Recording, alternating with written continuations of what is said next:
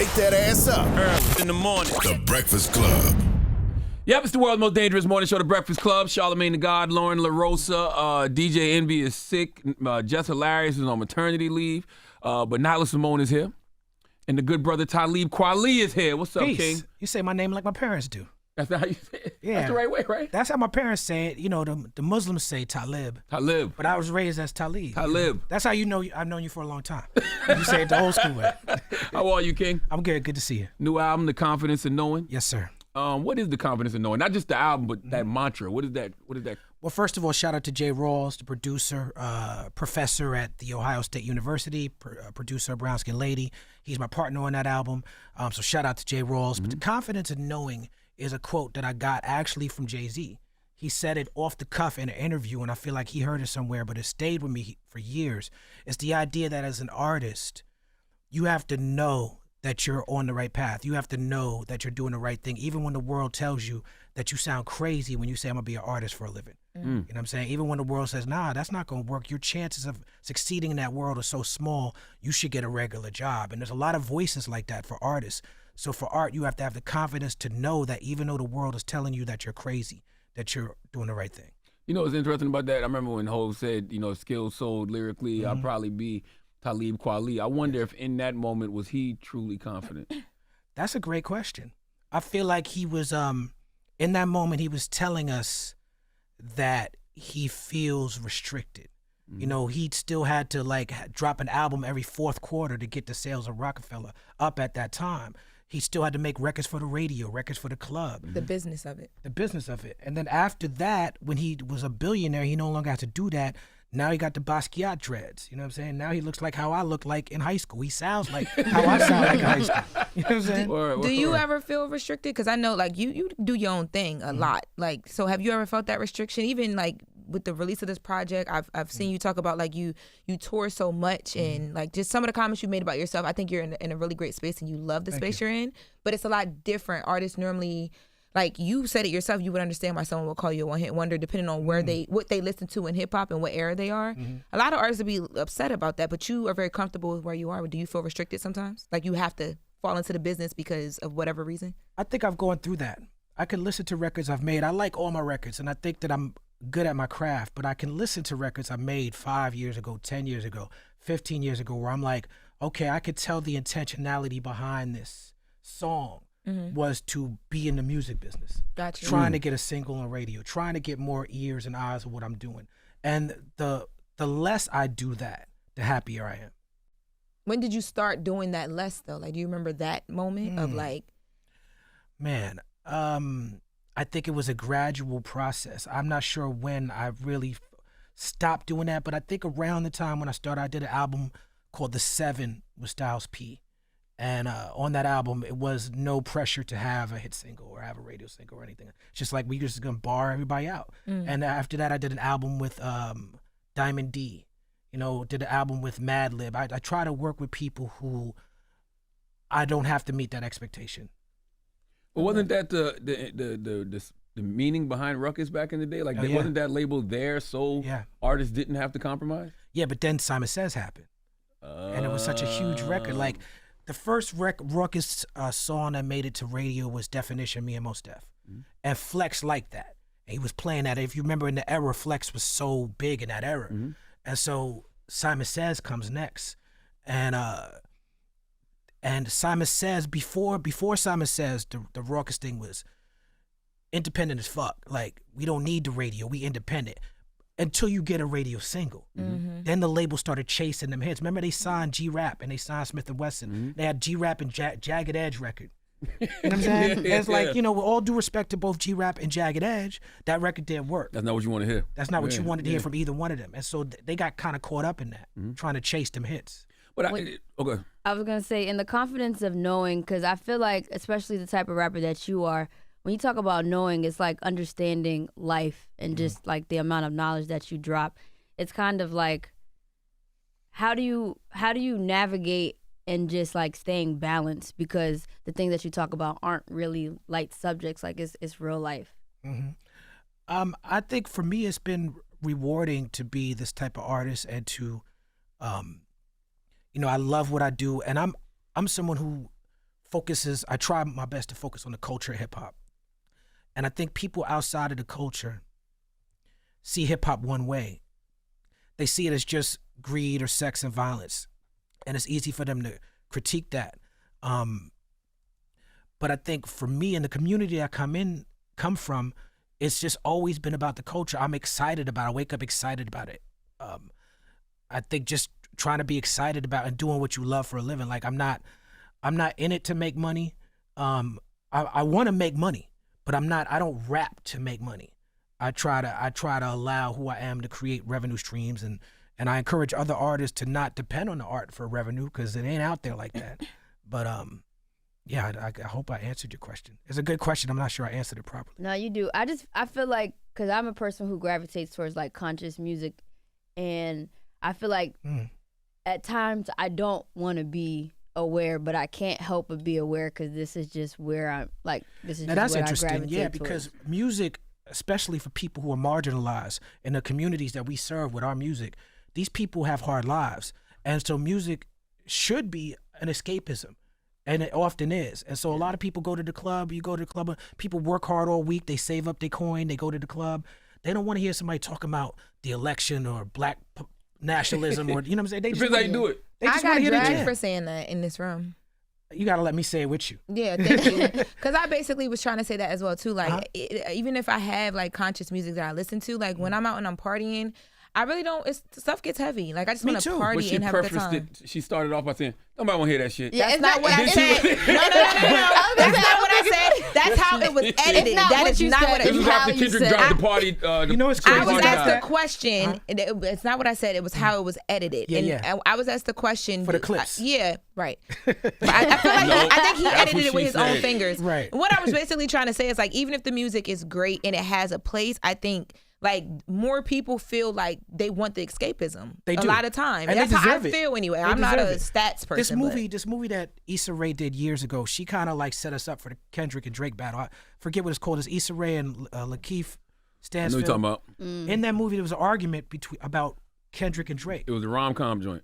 Yeah, I can't remember the name of it. though. but looking it the up. whole movie's based on he liked Kendrick, she liked Drake, and at the end of the movie, he like, I don't mean to spoiler alert, but he buys her tickets to a Kendrick Lamar concert because it was like the philosophy of what Drake represents versus what Kendrick Why represents. the hell my brain Yo, never I tied never- that yo, together? The photograph. Photograph. Yo, I never Why realized am I just that, realizing that actually. now, yo? But she was early on that. Yeah. You know what I'm saying? She was early. I don't know. Issa don't She's like just that. acting Yeah. in the movie. I don't know if she wrote or produced it, but she was the catalyst behind the movie. But I'm But saying, I don't know why that hasn't come up. I haven't heard that all year long. That's the I first just time thought about it just when you just said. Okay. I just thought about it. But I got this song "Get By." It's my biggest song. Whenever something bad happens to black people, y'all play it up here on the radio Yes. station. Yep. You know what I'm saying? Yo, No, we was playing it earlier. not lying. Something bad happened to black you know what it is. But I used to go to strip clubs a lot. I didn't go to strip clubs until I became known as a rapper. You know what I'm saying? Like a certain era of rap, strip clubs were very popular. And I would go in a strip club and the DJs, a lot of the DJs, this is before like you could get Tidal on your Serato. The DJs a lot of times in strip clubs, they might have just Get By in they crates. So I'm walking in a strip club and they playing Get By, and them strippers is like, oh, I want to hear this. I want to have to twerk to this. You know what I'm saying? So yeah, Even though they doing what they need to do just to get by. that's true. So I get what you're saying, but I will say this to that point, because what you're saying is correct. The hardest thing to do is to make conscious music, 100%. I agree with you. and that's I challenge myself. I run to it knowing that knowing people want to hear that escapism.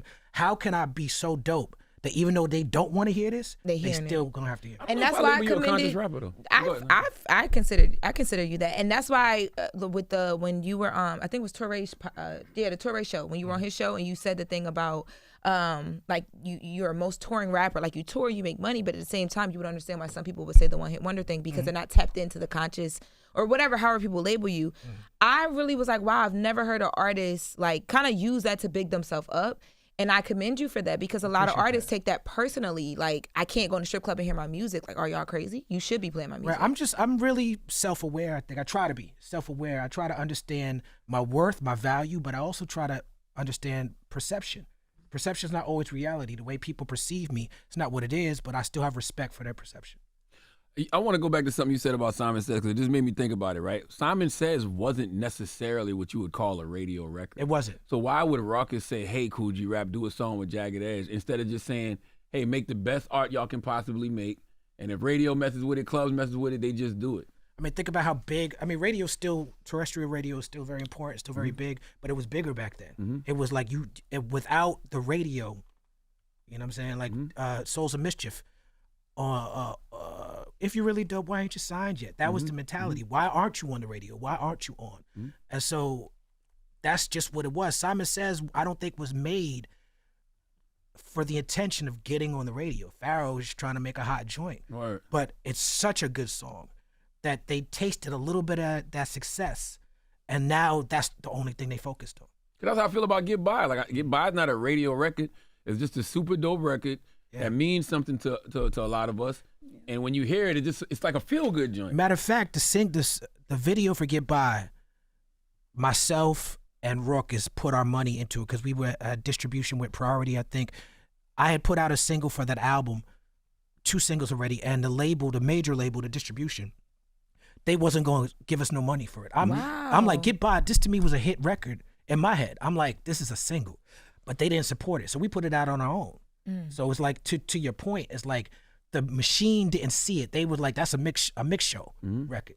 When did Jay call you and say, yo, I'm getting on that? Or did he just drop the verse and you heard it somewhere? Nah, I met Jay at Lincoln Center at this Roots event, which is crazy because the day I met Jay is actually on YouTube somewhere. You can see the day we met.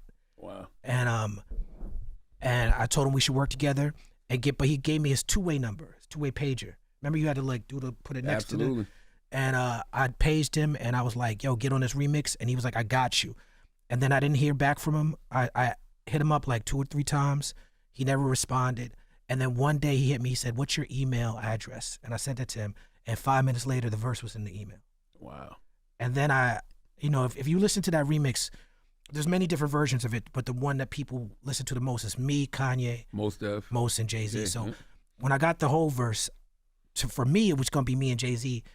I laid 8 bars as a reference, and then I left to go get some food. Kanye and Mos Def was in the studio. They each laid like 24-bar verses, and then they gave it to DJ Enough, and then it came out. So I have 8 bars on that remix. Everybody else got that's way wild. more bars. Yeah, that's it's real wild. Like, it's real what? wild. I'm triggered whenever people talk about that remix. Yo, that is crazy. But shout out to all of them because that's how excited people were about that record. 50 Cent jumped on it. Busta Rhymes jumped on it. Snoop Dogg jumped on it. It just became like a lightning rod. I kind of miss that era though. Just give it to the DJ. Just put it out. We're excited about this. Yeah. Do labels still even matter? Like what has changed since the 90s, early 2000s? Like, if it ain't radio, if it ain't labels, like, what do artists do? I mean, I think it's the power of the people. I don't know how this show works anymore. Cause I don't know what y'all tape or what's live. I'm so confused. But you know what I'm saying? Like I was listening to y'all talk about Tyler the Creator. That was live. That was live. Yeah. Okay,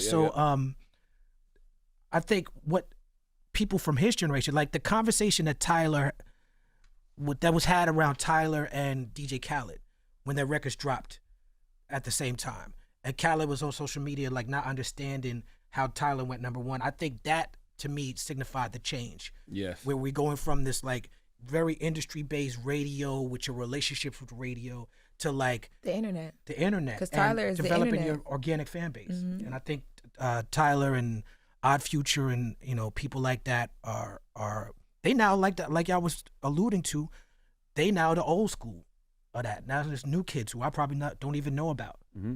It was interesting, right? Because when you have these conversations, even about a Tyler the Creator, and I even think about you and Mos and all of them, you got to sit back and think, why aren't those guys in the top 5, greatest of all time conversations or the best of their era conversations?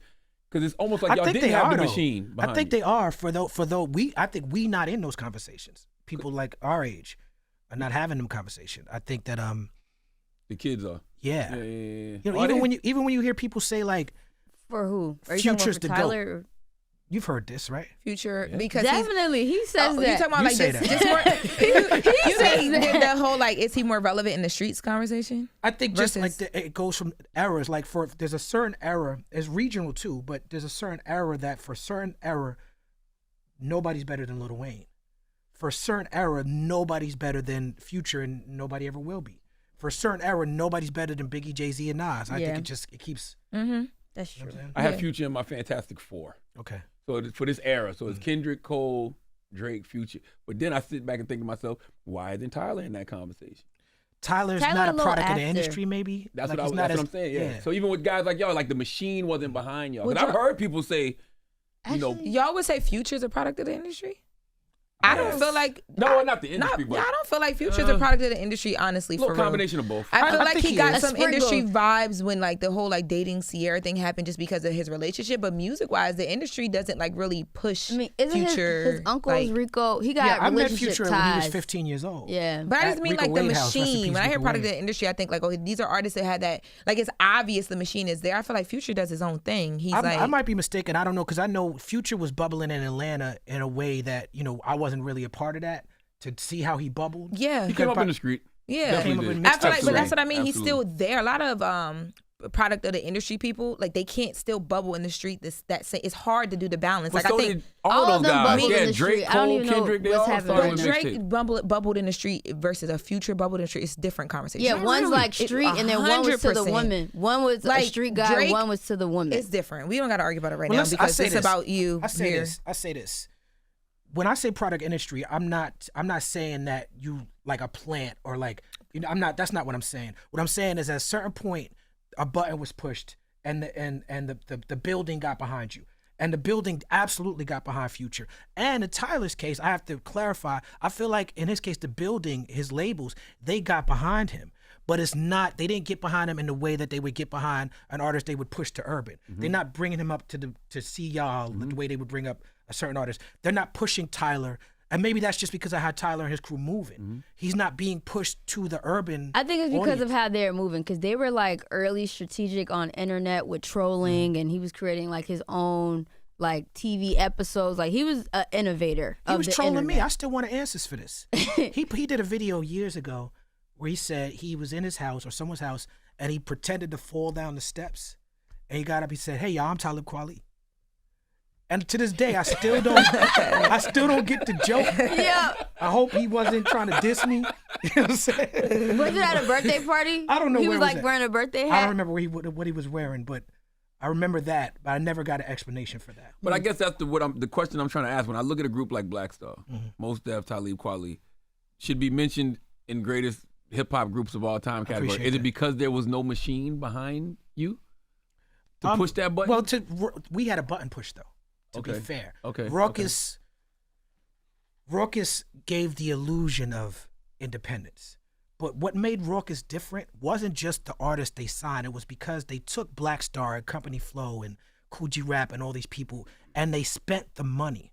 They paid the payolas. They paid for the parties. They had this house in the Hamptons. You don't got to do the quotation marks. You know, but you know, payola real. Yeah, it's real. You know what I'm saying? I don't want to get nobody in trouble. You know what I'm saying? I ain't no DJ.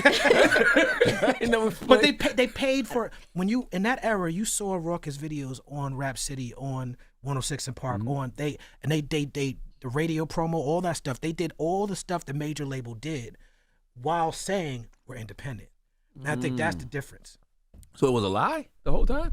They were technically they were independent, but they were independent spending the way the majors were spending. Got you. Did y'all get more money for your albums? Yeah, we Being on got Rawkus? yeah. Okay. The deals that we got, the advances we got were comparable to major label deals. Got you.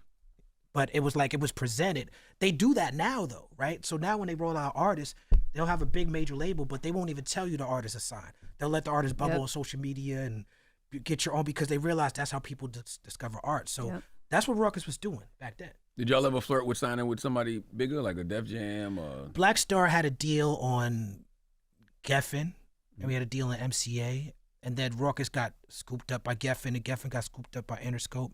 I've been signed to Warner Brothers, Interscope, Capitol. I've had major deals. I've had independent deals. I put it out myself. I've done it all. Do you feel like Black Star made a wise decision or a poor decision by not putting the last album out? Why? That's a great question. There's pros and cons to it. The pros are the deal I did with Luminary, which was a podcast company, to put the Black Star album out with Luminary, meant that by the time you heard the album, I'm in the black. That's never happened in my career. Wow. Normally, I have to go out and beg people to come buy the album. Hey, y'all, I got a new album out. And I didn't have to do that. I already made my money back before the album ever came out. And so financially, lucrative-wise, it made a ton of sense in the world. But I'm still a product of this culture. I still want to be involved in the culture. I'm a rapper. I want people to hear my raps. So the trade-off is we made our money. I didn't lose any money, but a lot of people didn't get to hear the album.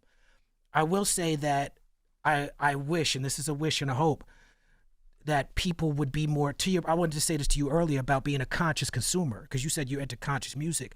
But I think too often we put the onus on the artist to be conscious, particularly rappers, and we don't put the onus on ourselves to be conscious consumers, conscious radio hosts, conscious radio programmers, conscious DJs, conscious whatever, conscious teachers, conscious garbage collectors, everything. And if you're a conscious consumer, you're going to want to meet the artists where they're at. But the fact is that these people have been we have a generation who was raised to think music was free, to not have to pay for music. It's already available to them on the apps. So when you come to people and say, you know what, to hear my album, I need you to click 2 or 3 extra buttons on your phone. Yeesh. They'll be like, what, how dare you? What's wrong with you? You don't care about the people? And they get very upset about that. I think we're kind of like low-key getting back to that, though, because a lot of people are putting their music out on Even and like behind a paywall before they put it on major DSPs.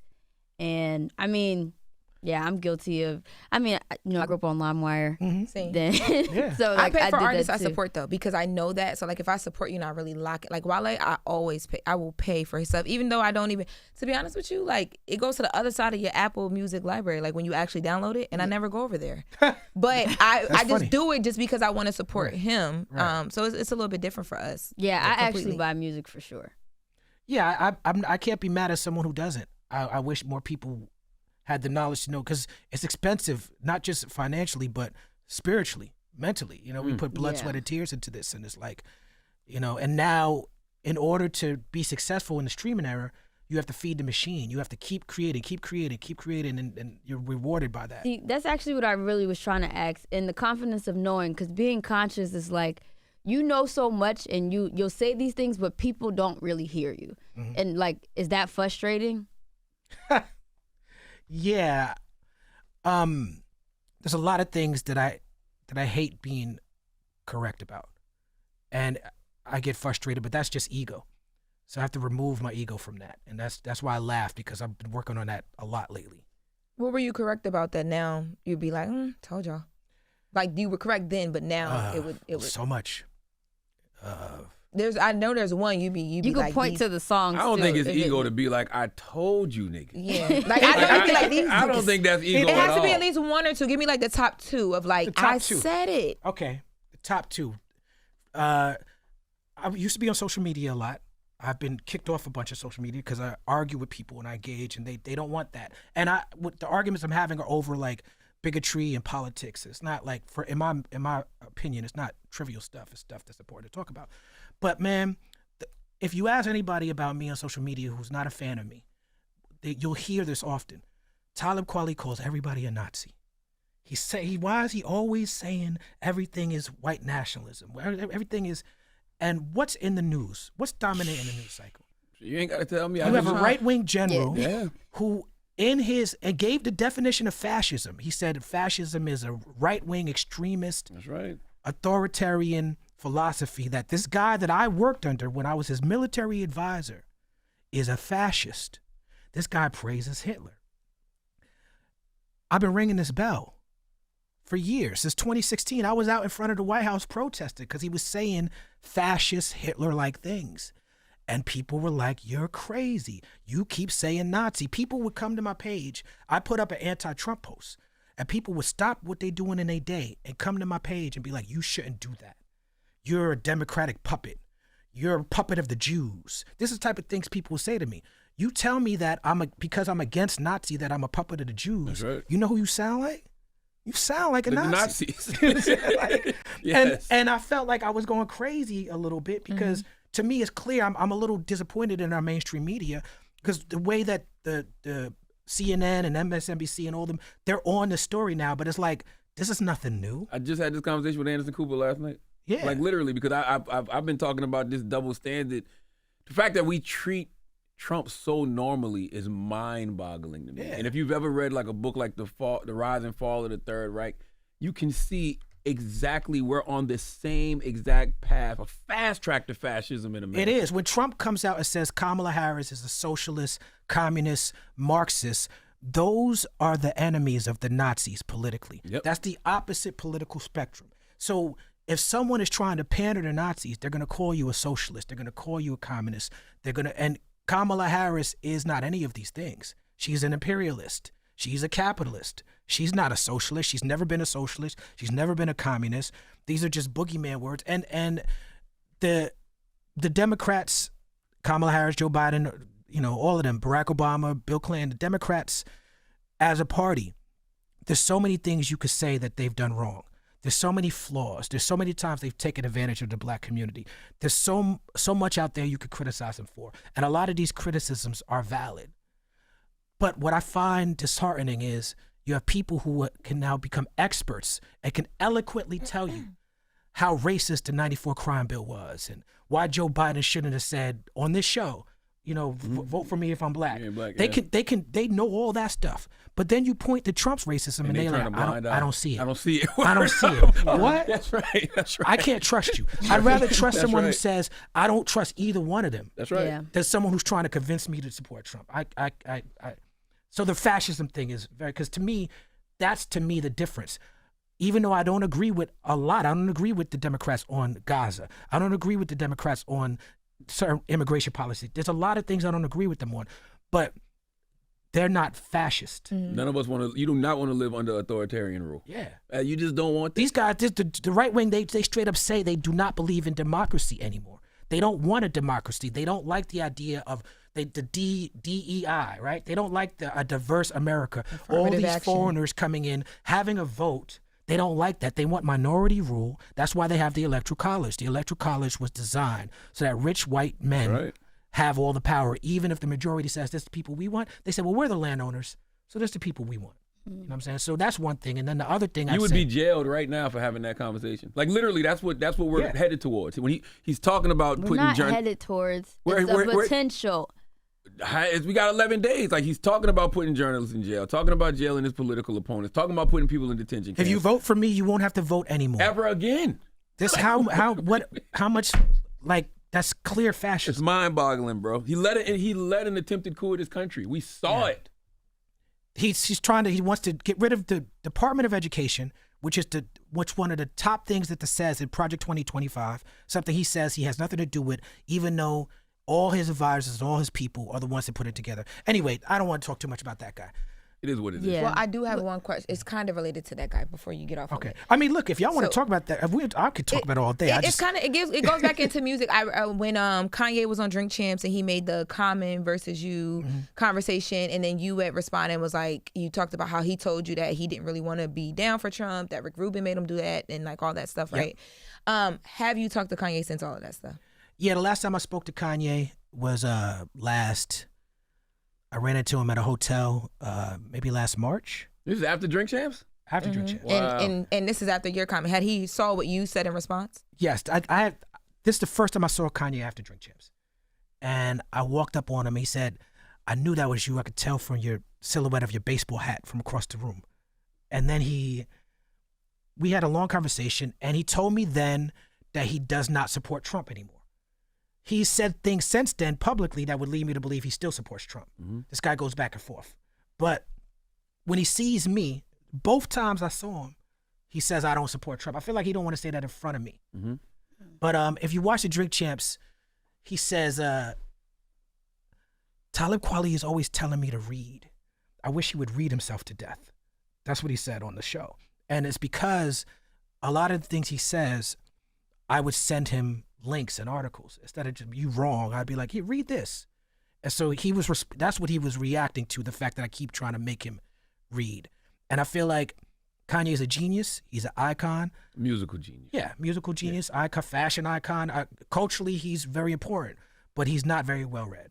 Yep, he's Admittedly. admittedly, yeah. Admittedly. I don't read. Admittedly, and I think not being well read, I don't education shame. I try to be careful because my parents are educators, so I try to be careful. But I feel like the American education system is failing us, and this is why someone who's been indicted for rape has a very strong shot of being president for the second time. And so you haven't talked to him recently to know like where he stands with the Kamala, the Trump right now. I don't even think we care. Yeah, I don't know what his I don't know what his position is on this now. But I do. Last time I spoke to him directly, he seemed personally offended by like not getting the relationship he wanted from Trump. I think, Kanye goes where he's liked. There was a documentary made about me a few years ago, and someone interviewed Kanye, and he talked about how he met me and Mos Def and Yasin Bey, and he said nobody liked my beats, no one liked my rhymes, but I started working with these guys because they liked me. When you see Kanye talk about his love for Trump, it's rooted in Obama dissing him. Yeah, these guys like me. When you see him wear the red hat, it's because it's like the MAGA people, they're supporting me, even when nobody else is. These people support me. I think in the era of likes and wanting to be liked, I think Kanye just wants to be liked. Understandable. Yeah, I mean, man, once you see him hug Trump in the Oval Office and say you like a dad to me, I ain't never looked at him. You make me feel like a since. man. I really have not looked at him the same since. Yeah, man, I got a lot of love for that guy, but he be saying wild stuff. How do you feel about the state of hip hop today for just from cultural aspects? When you think of the Kanyes, when you think of the Diddy's, like Russell Simmons, it's like these pillars of our culture, and the stains that are on their legacies now. What do you think about that? I think it's twofold. I don't think we could separate. I'm conflicted about this a little bit. I don't think we should separate these people from hip hop. Hip hop is beautiful, it's ugly. Hip hop is good, it's bad. We have conscious activists who are uplifting the community in hip hop. We have abusers and rapists in hip hop. We have all of it. So I think we do a disservice to ourselves to be like, well, to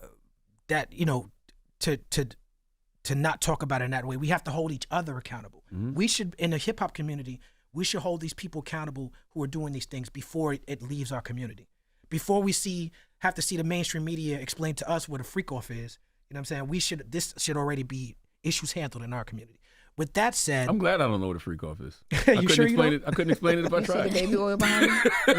You see the baby oil behind you? Oh, y'all here. I saw Donnell brought y'all some. Charlamagne. I saw that. Is that from Donnell? Yes, exactly. Now, see? Yes. But I will say that in the conversation, and I alluded to this earlier, we have to also understand that the conversation about hip hop is not being had with people like me in mind, with the conscious artists in mind.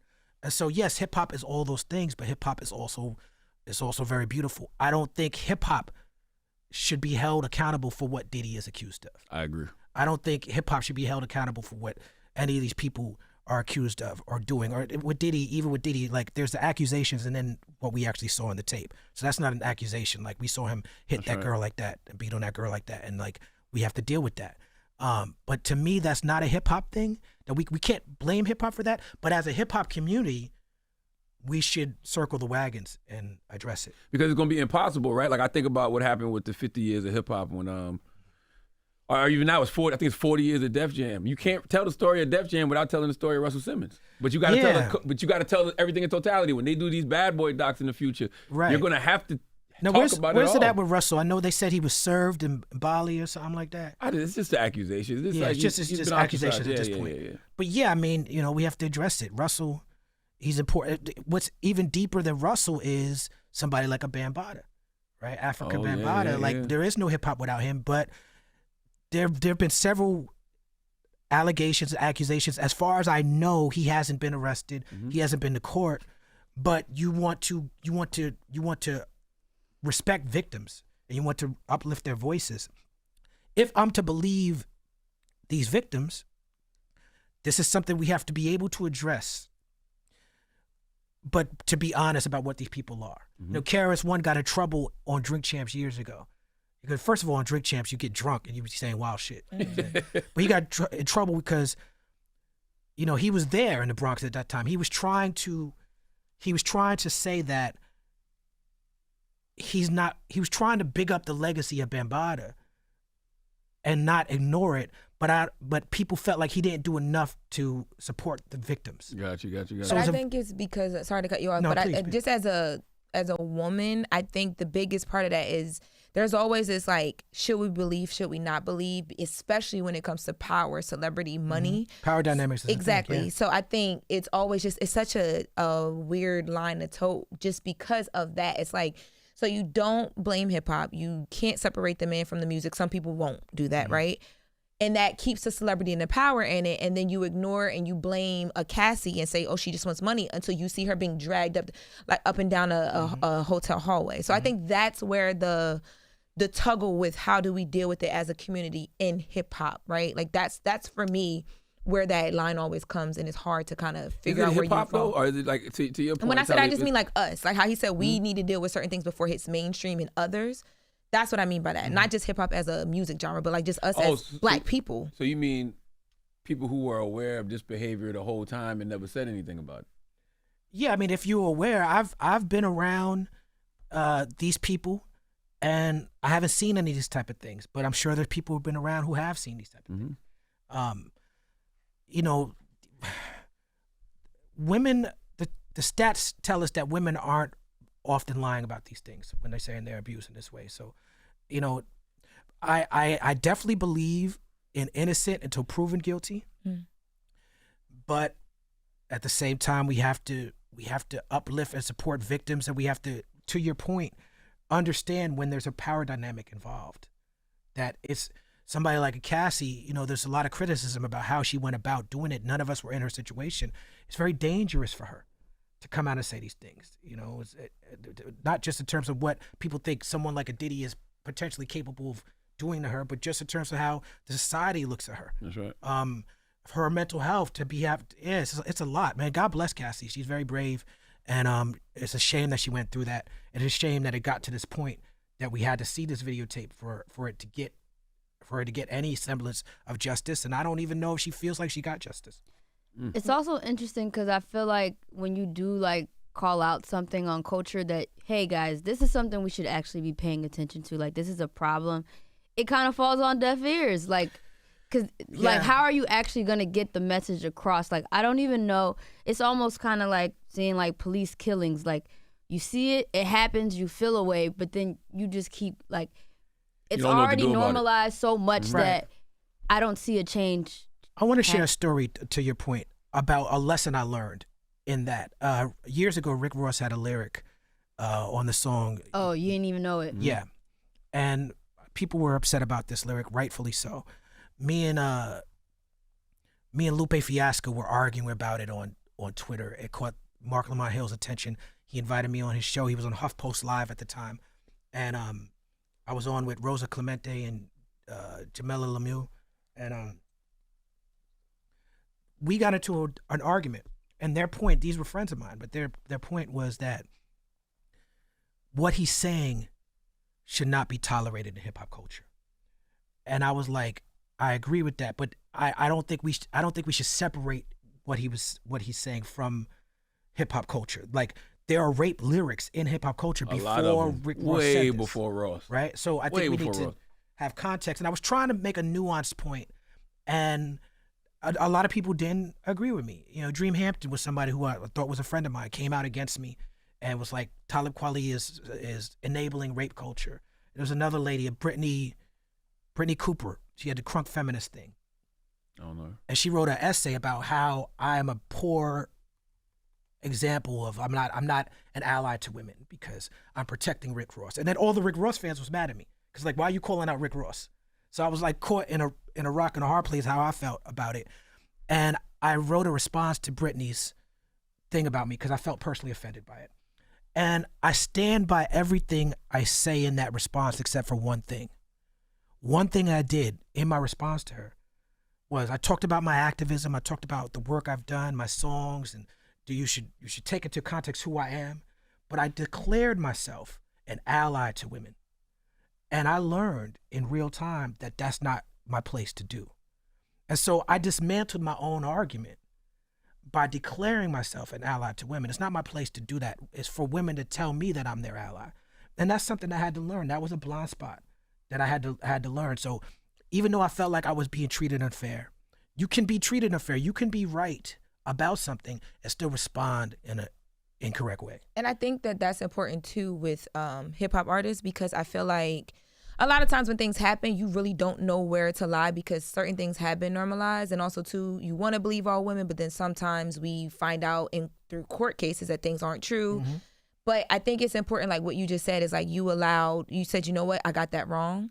And then being able to step back and like learn. For me as a woman, I've learned so much from my male friends about that on my side of things. And I think if men, especially men in hip hop, were able to remove their ego, the chains, how big the chains are, how much they cost, and really listen to some of the women that are in their lives. Just your mom, you know what I mean? That's like it's certain things that even if it's just music, you can understand it. And sometimes I think there are certain things in music that we allow to just be music, and I'm not here to argue whether that's right or wrong, but there are certain things that happen, and I'm like, I hear certain men speak on it in hip hop, and because of your ties to this person and what they meant to your life, the stuff that people are saying, I'm like, bro, you should just been quiet. Because you know what, Lauren, I will say this because Lauren's absolutely right in everything that she's saying. I think that the things we thought was just music or the things we thought was just jokes did trigger somebody because somebody actually went through that. Right? So it's like, I think that was always the blind spot for, I think, all of us in the culture. That's interesting because, you know, you have what you say on social media in public, and then you have your private group chats with your friends and family. And that's how we raise as black people. Right. You don't leave the house. Right. And you know, in these private group chats, you and your family members, y'all might share memes and say things that are off color that you want to say in front of everybody. Just, you know, making jokes that you know is not appropriate for public. And so when the Diddy news broke, you know, I have a group chat with my whole crew, and men and women from all different races of people, and people start posting memes, baby oil memes and stuff like that. And one person was like, "This is not funny. We shouldn't be joking about this." And I had to have a comment. And we joke about it in here all the time. She checked someone who made a joke in the public group chat. Yeah. And so I went and spoke to her separately, and I'm like, maybe you should have hit that person on the side. Because now people don't feel like they could express themselves in the group chat. And then she's like, "I'm sorry, it's just that I have a friend who went through this and was in a situation at one of these parties, and I just but she understood my point, and I understood her point." You know what I learned that too? I learned that watching the Dreamhampton doc that she did on R. Kelly. When the victims were talking about how Chappelle's jokes and Boondocks jokes and everybody's jokes had affected them, and I was like, yo, I never thought about that because in my mind we was clowning R. Kelly. Right. You never thought about. And some people need the jokes to get over it. Some people do. Or some are just funny. And some are just funny. Some are just funny. Like that's the other thing. Some are just funny. But the confidence in knowing, right? Mm-hmm. I wanted to ask you something about the album. Oh, it slipped my mind. What the hell slipped? Oh, you got a lot of new artists on this album. Yes. A lot of new artists. Why? Was that intentional? And shout out to J. Rawls. I've done more features than anybody, maybe besides Busta Rhymes. And so I'm kind of like tired of asking people for features, you know, because you feel like you have the favor bank with people. You don't want to exhaust it. Mm-hmm. And Rawls like, we should need some features. And I said, okay, Rawls, I don't feel like calling up any more favors from these artists, but you tell me what your wish list is, and I'll make one phone call. And if they deliver within the next couple of months, I'm not chasing nobody for these features. I'll put the call out. And God bless everybody on the album. Every person on that wish list is on this album. Oh, wow. So that was J. Rawls. He's like, I want to work with Jametta Rose. I had never heard of Jametta Rose. Mm-hmm. I want to work with Coast Contra. I was familiar with Coast Contra. Love the Coast Contra. I was like, yes. But I wasn't sure they were going to get on the album. Even with the song I did with them, it's probably the song that's gaining the most traction from the album, SWAT. I sent them 5 beats before they picked the beat. They were very serious about, like, you know, Georgia Ann Muldrow is someone he said, I want Buckshot on the album. I was like, that's nothing. We could get buckshot on the album. So yeah, it's like shout out to J. Rawls for making that decision. But it's definitely just like lyricists, buckshot. My man Sky Zoo's actually my cousin. Roz Really? Cos. Yeah. Everybody his cousin, man. Yeah, Sky Zoo Caroline. really my I'm actually Chloe on tour with Bailey. Sky Zoo right now. I've been on tour with Sky Zoo all summer. Wow. Yeah, I was just with Sky tour Zoo a 2 days lot. ago. What you say? You tour a lot. I do. I'm leaving to Ireland tonight. Are you jet lag? You said, where did you say that? You said jet lag is your perpetual state of being. That's you jet lag right now? That's correct, yes. I'm always jet lagged. It's like the Hulk in the Avengers movie. I'm always angry. I'm always angry. That's me. I'm always jet lagged. But you said that earlier. You said artists don't make money off their art. So that's like, this is the way for you to make your money. Yeah, touring is absolutely my most revenue stream. Is how I feed my family off of touring. I try to, as I get older, I want to do it less. Trying to increase the revenue streams, trying to have more stuff out. I wrote a book. I've been podcasting, other things, but yeah, touring is it. What's up with the pod with you and Dave, y'all?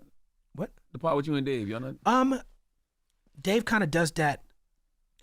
We recorded the summer pandemic. We recorded, man, something like 800 hours of stuff. Like, it's crazy. And Dave, I think he gets distracted with specials and getting awards and stuff like that. You know, he has so much going on. There was a time for a year when all he cared about was that podcast, and that's when you saw episodes come out. I think he's going to get back to that. He talks about it all the time, but we haven't got back to actually like chefing it up. Yeah, but it's Midnight Miracle is a great situation. Shout out to Yassine Bey and Dave Chappelle. You got the song Native Sons on the album? Yes. What's that song represent for you? Man, that song means so much to me. That song means so much to me. The Native Tongues is my foundation. Jungle Brothers, Tribe Called Quest, De La Soul, Queen Latifah, Moni Love, Black Sheep, Busta Rhymes, Leaders, New School, Chiali, Beatnuts. What they laid down is like, that's really my blueprint as an artist. And so that song, I'm trying to figure out how much I want to share about this story. Share Because I was asked not to share certain aspects of it. Okay. But what I will say is that song started out in a darker place. And because it's a tribute to the Native Tongues, I sent it to Q-Tip. And he was like, that's not the right energy. And Q-Tip gave me suggestions on what I could do with that song. And I took his suggestions. And because of that, the song is one of my biggest songs recently. We went on Jimmy Fallon with the song. I got a remix coming with some special guests that people are going to really love. I hope it's the Native Tongues. Some of them are. Okay. Yeah, some of them are. And I just got to thank Q-Tip because the last bar on that song was A Tribe Called Quest is in the Hall of Fame. Because when I wrote that song, I was like, this song is going to come out at around the time that Tribe Called Quest is in the Hall of Fame. And I went to see Tribe Called Quest get inducted in the Hall of Fame. It was one of my greatest memories of my whole life. And then I DJ'd the after party, the Kool and the Gang after party. Me and Jay Rawls DJ'd the party. I didn't even know Rawls was going to be there, so it was like synchronicity. And Kool and the Gang was there, Chuck D and Flavor Flav, Mary J. Blige, Common, Jennifer, De La Soul. Q-Tip didn't perform at the Rock and Roll Hall of Fame because I imagine it's hard for him to perform without Fife. Rest in peace to Fife. But at the after party, he jumped on the mic. It did Benita Applebum. And Mary J. Blige did The Black is Black. And it's like for me to be in that room with DJ Red Alert downstairs DJing, and Kool and the Gang in the next room. I mean, it's like, this is my whole life in one room. And man, big up the Native Tongues. And a lot of new music, a lot of new artists are finding it hard to inspire the people because the music is being made like an assembling line. It's more disposable these days. But what A Tribe Called Quest and De La Soul, Jungle Brothers, and all these people, Queen Latifah, and all these people Only Love represent is timeless and priceless. And man, I just had such a great time this weekend. What did it mean for you to see Tribe Called Quest get inducted in the Rock and Roll Hall of Fame? It means that we're doing the right thing. It means that